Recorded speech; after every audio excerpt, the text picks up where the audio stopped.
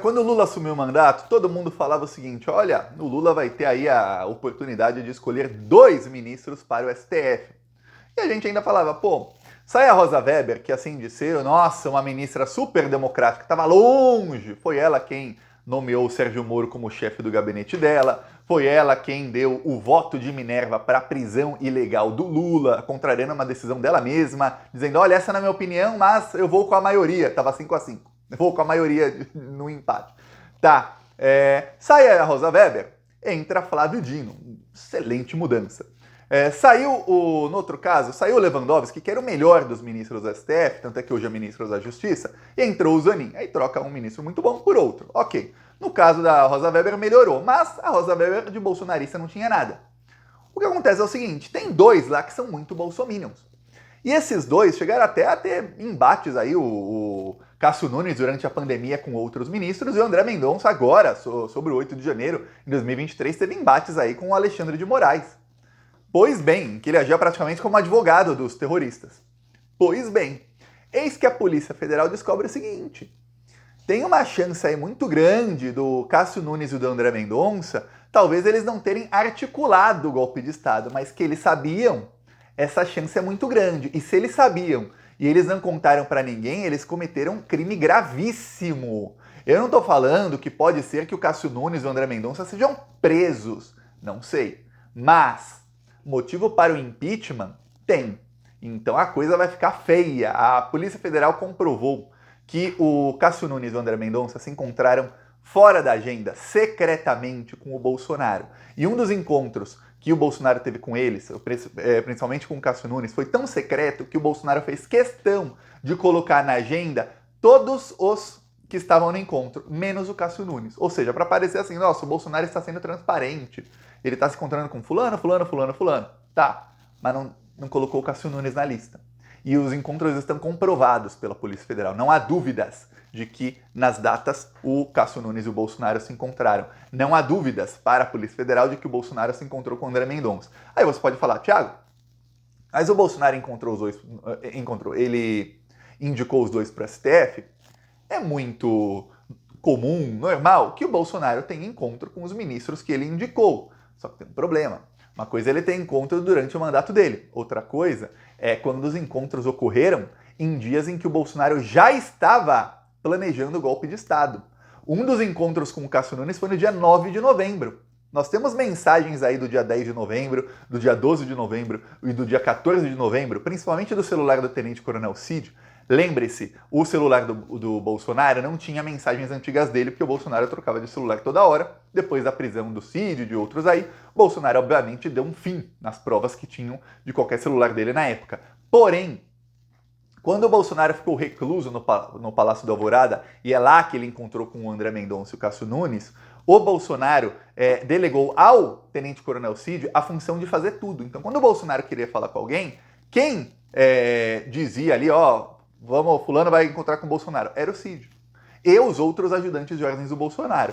Para desgraça do Bolsonaro, os ajudantes de ordem esqueceram de deletar os e-mails, e o Tenente Coronel Cid esqueceu de deletar os e-mails e deixou todas as mensagens na nuvem, na iCloud. E aí a Polícia Federal teve acesso a absolutamente tudo. Então, mesmo se ele tivesse trocado de celular, nem sabemos se trocou, a Polícia Federal teve acesso. Parabéns, Cid.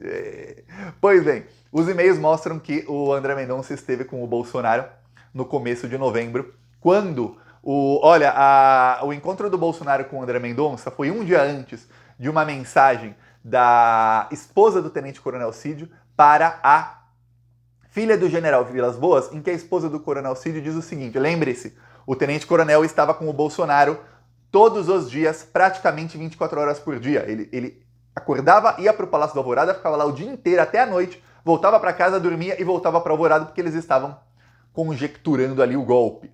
E aí ela diz o seguinte: olha, o Bolsonaro mandou todos fecharem as estradas e depois irem para Brasília. Ou seja, as estradas ainda estavam fechadas no Brasil. A Polícia Rodoviária Federal do senhor Anderson Torres e daquele bandido que está preso, que é o Silvisney Vasquez, não estava tirando os terroristas que estavam fechando estradas em todo o Brasil. Eu lembro até que a torcida do Corinthians tirou alguns, a galoucura, né? A torcida do Atlético Mineiro também tirou alguns, abriu ali algumas vias, sem bater em ninguém, sem um tiro, sem uma violência, sem um soco desferido, conseguiram abrir estradas. E a Polícia Rodoviária Federal não fazia. E o Bolsonaro encontrou o André Mendonça e o Cássio Nunes. E aí, você vê, peraí, ele já estava falando de golpe.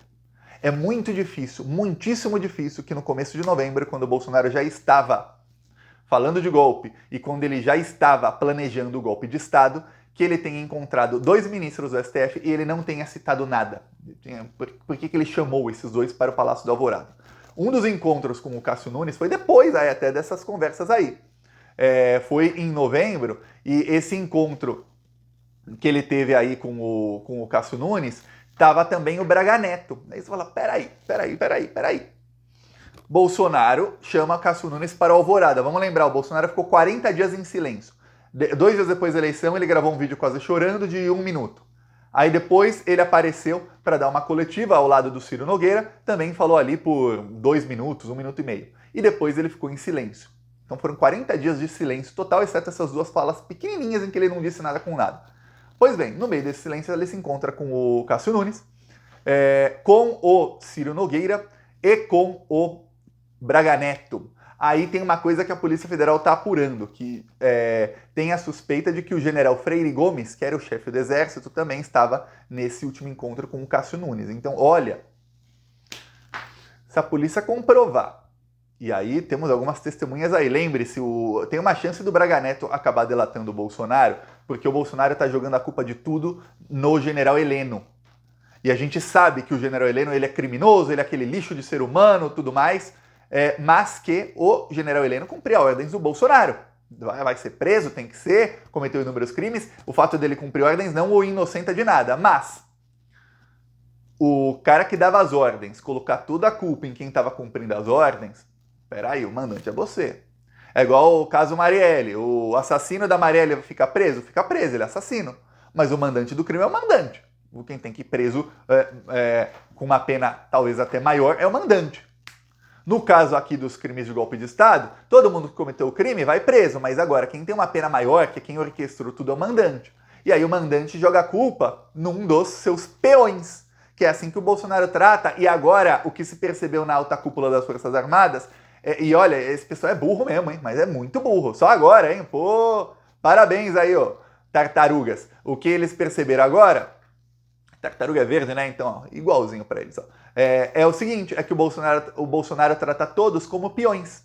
Eles, nesse xadrez aí, os militares acreditavam que eles eram as torres, os bispos, os cavalos, a rainha, ou qualquer outra coisa. Mas não passam de peões, que é feito ali para sacrificar na hora, joga os leões, joga o lixo e dane-se, segue o jogo. É assim que o Bolsonaro trata. Então agora tem uma pressão enorme, para que se delate o Bolsonaro. Então, se outros estavam nessa reunião e começarem a abrir o bico, a coisa vai ficar bem feia. Porque, olha, você tem aí gente que está só à espreita de uma desculpa para derrubar esses 2 aí bolsonaristas do STF. Os próprios ministros do STF ficariam felizes de ver o André Mendonça, principalmente o André Mendonça, viu?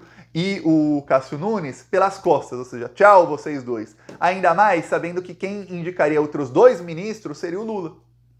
Então eles sabem que, olha, o Lula escolheu o Flávio Dino, que todo o STF, quase todos os ministros ali foram a favor do Flávio Dino. O Lula escolheu o Zanin, que quase todos os ministros apoiaram o Zanin. O Lula tinha outros nomes aí para indicar que também tinham apoio de quase todos os ministros. Então eles adorariam que saísse o Cássio Nunes, que, olha, já envergonhou o Supremo Tribunal Federal de inúmeras maneiras. Eu lembro de uma discussão no STF, na época da pandemia, foi uma votação que acabou 10-1. O André Mendonça ainda não era ministro, né? Então tava só o Cássio Nunes ali de bolsonarista. E o Cássio Nunes, para tentar dizer que o comércio no Brasil tinha que ficar aberto, lembre-se, estava morrendo quase 2.000 pessoas por dia, o comércio estava fechado, o Bolsonaro queria ali abrir todo o Brasil, acabar com todo tipo de restrição, acabar até com a obrigatoriedade de máscaras. E o Cássio Nunes, para dizer que, não, tem que ficar aberto mesmo, o Cássio Nunes pegou uma decisão da Suprema Corte da Califórnia, ou seja, não é nem da Suprema Corte dos Estados Unidos, não, é da Califórnia, uma decisão que dizia o seguinte, e eu fui ler a decisão, porque eram 2 folhas, estava fácil até de ler. Tem que ser muito burro ou muito mau caráter para não ter entendido. A decisão dizia o seguinte, olha, tem que manter fechados todos os comércios, tem que manter fechadas as igrejas, exceto, aí tinha uma exceção ali. E aí colocou um tipo de igreja e colocou com 10% da capacidade, exceto isso aqui. Tá. Aí o Cássio Nunes falou, não, mas a Califórnia mandou abrir tudo. Tem que abrir tudo no Brasil também. Abra tudo. Não precisa ter máscara. Tudo que estava na decisão dizendo que não podia, ele ignorou. Colocou uma partezinha ali pequena e distorceu tudo. Esse era o Cássio Nunes. Eu lembro, foi um quebra-pau naquele dia na STF. Um arranca-rabo do Cássio Nunes com os outros ministros lá. Tá, aí Lewandowski que estava irritado naquele dia. O Lewandowski era o relator na Covid. Ele que deu as decisões ali contra o Bolsonaro. Tá, o André Mendonça teve um arranca-rabo com o Alexandre de Moraes esse ano, numa sessão em que se falava sobre o 8 de janeiro, o André Mendonça estava agindo praticamente como advogado dos terroristas do dia 8 de janeiro. Julgamento do primeiro terrorista que foi condenado, Aécio Lúcio Costa Pereira. Sabemos nós dois que o ministro da Justiça não pode utilizar a Força Nacional se não houver autorização do governo, do Distrito Federal, porque isso fere o princípio federal. Não em relação aos prédios federais. Mas não em relação à Praça dos Três Poderes. Mas em relação às edificações federais, ele pode e deve com fazer. todo respeito, Vossa Excelência, querer falar que a culpa do 8 de janeiro foi do ministro da Justiça... Vossa Excelência que está dizendo isso. É um absurdo. Vossa Excelência que está dizendo isso. 5 comandantes estão presos. Muito embora eu queria e o Brasil quer ver esses vídeos do Ministério da Justiça. O ex-ministro da Justiça que sucedeu Vossa Excelência fugiu para os Estados Unidos, eu sou advogado de ninguém e jogou o celular dele no lixo. Eu não sou advogado e foi preso. Ninguém. E agora Vossa Excelência Vossa Excelência vem no plenário do Supremo Tribunal Federal, que foi destruído, para dizer que houve uma conspiração do governo contra o próprio governo. Tenha dó. Não coloque palavras na minha boca. Tenha dó. Não coloque palavras na minha boca. Agora eu faço uma pergunta bem sincera a você aí, plantonista. Você acha que se a Polícia Federal encontrar aí contra o André Mendonça, ele vai ter respaldo dos outros ministros do STF? Você acha que o Alexandre de Moraes vai falar, olha, é um ministro do STF, não, vamos fingir que a gente não viu? Você acha que se derrubar esses dois aí para colocar 2 indicados pelo Lula, os outros ministros ali, Alexandre, Carmen Lúcia, Barroso, Gilmar Mendes, Fachin, que eles vão ficar tristes, vão falar, que droga, que saudades do André Mendonça, que saudades do senhor Cássio Nunes Marques, ou que eles vão ficar felicíssimos, que o clima na Suprema Corte vai melhorar muito da água para o vinho. Em muitas coisas, esses ministros, eles divergem. Só que aqui a gente está falando num caso em que só há 2 que divergem de todos os outros em tudo que envolve esse caso, que é o caso da tentativa de golpe de Estado, tentativa de acabar com a democracia do Brasil. Porque, obviamente, o Bolsonaro ele aprendeu Alexandre de Moraes e depois ele aprendeu qualquer ministro do STF que fosse contra ele. Você não tenha dúvidas que os próximos da lista eram Barroso e Fachin. Provavelmente o Gilmar era o próximo, logo depois deles. Apesar que o Gilmar é político, o Gilmar é capaz de acabar não sendo preso ali pela ditadura bolsonarista. Os outros acabariam sendo presos. E aí você acha que o Bolsonaro não faria o STF dele, com ministros dele? E aí alguém tem dúvidas de que o Cássio Nunes e o André Mendonça seriam alçados aí a uma posição de extremo poder perante os outros ministros desse STF do Bolsonaro pós-golpe? Alguém tem dúvida disso? Eu não tenho dúvida alguma. Vamos lembrar uma coisa, o bolsonarismo, principalmente essa parte quem faz é o Eduardo Bolsonaro na família, eles têm contato com a extrema-direita do resto do mundo. O golpe que foi dado em outros países do mundo, foi dado na Polônia, foi dado na Hungria, foi dado em Israel, é o seguinte, eles colocam uma corte acima da Suprema Corte, ou se não uma corte judiciária de juízes, eles colocam uma corte militar, ou é alguma coisa do poder executivo, enfim, alguma coisa ali que eles podem tirar os poderes da Suprema Corte e até prender seus ministros. Na Polônia, por exemplo, se um ministro da Suprema Corte toma uma decisão que o governo não gostasse, o governo lá também caiu, o governo fascista, o governo podia derrubar o ministro da Suprema Corte. Olha só, grave, né? Você fala, nossa, gravíssimo. É isso que o Bolsonaro faria no pós-golpe. Deixaria os ministros do Supremo Tribunal Federal de mãos atadas. ia prender o Alexandre de Moraes, mais 1, 2 ou 3 aí para falar que esses eram os piores, deixar uns outros ali caladinhos, se falasse alguma coisa seriam presos também, iam ficar quietos para não serem presos, e aí se acabassem pedindo para sair, porque muita gente fala, eu não vou ficar aqui, eu vou pedir para sair. E aí o que acontece? Ele substitui por gente dele, e aí ele domina tudo. Isso é o que aconteceria. Agora, prepare-se, viu? Porque a Polícia Federal já sabe, teve encontro, esses encontros ocorreram inclusive na presença de outros golpistas. Um dos que está para ser preso aí e que estava nos 2 encontros aí era o Vicente Santini. Vicente Santini era um assessor do Bolsonaro, que é muito amigo do Carlos Bolsonaro e do Flávio Bolsonaro, é muito amigo da família e que chegou a ser demitido porque andava no avião, andava com o avião da Força Aérea Brasileira a passeio. E aí depois o Bolsonaro recontratou o Santini, tanto é que estava lá nas tratativas de golpe, era um dos principais articuladores. Calma, já veremos aí qual responsabilidade. Eu, assim, falar, nossa, achismo, hein, achismo. Eu não acredito que André Mendonça e Cássio Nunes tenham articulado o golpe de Estado.